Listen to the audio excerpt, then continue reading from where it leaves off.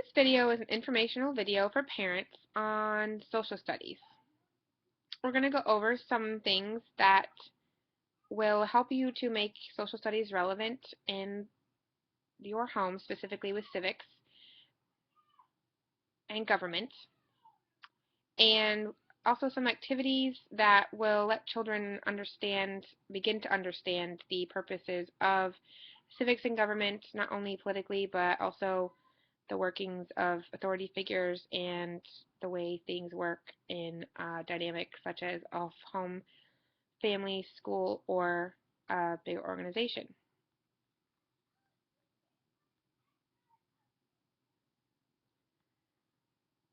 So children learn early on about government.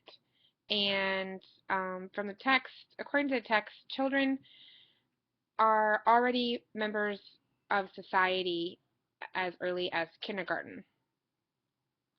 So some key concepts of civics government. The first one are democratic values.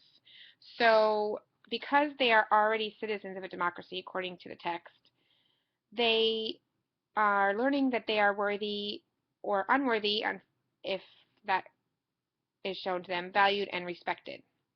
They know that their individual needs will be met and that their freedom of speech and other rights will be protected. They learn these things in basic concepts early on. So as parents, you can help them understand these things, and also a little bit to help you learn how teachers help this in the classroom. So as a teacher, I will establish the basic principles of democracy in the classroom. So the way that we deal with that is we share control with the children. So we give them reasons, and we ask them how they feel and how they interact with each other. And you can do this at home as well. Really, not just telling them what to do, but also giving them activities that will make them think open-ended, or that will encourage them to ask you as a parent, or if siblings they have them, for help in what they're doing. Also, children make decisions for themselves. So, in other words, if, for instance, an activity you could do at home would be a simple stand activity. So you could, with your child or by themselves, they can get different sized plastic containers and decide how much sand they hold and which one holds the most. So then once they decide and they don't experiment, they can then report to you, and that's helping them to make a decision. Another key concept is participation. So, in other words, civic participation, being responsible for themselves and participate fully in the welfare of the group, according to the textbook. But in democratic society, it's a requirement for citizenship. So as a child, we can really show your child the basics of participation. So, for instance, managing conflicts.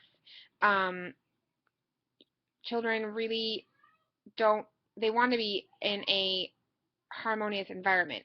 So giving them things at home to do that will redirect their behavior, but also let them participate, such as giving them a job to do, but one that they could do with a sibling or yourself, helping to set the table, or giving them some jobs to do, cleaning up after themselves, but also helping clean up the house, caring for their pets, things like that are good examples of participation.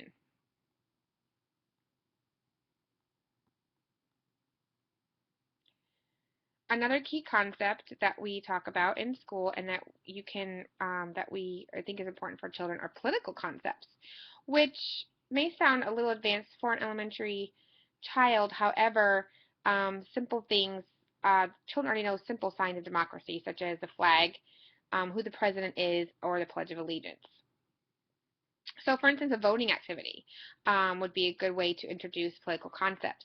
You can vote as a family for what you're going to eat for dinner, or something simple such as what TV show you're going to watch, and you can even set up a little balloting system that you can give your child or children, piece of paper, and they can write it on there and they can vote. And that introduces, in a basic way, but in a concrete and true way, the concept of voting.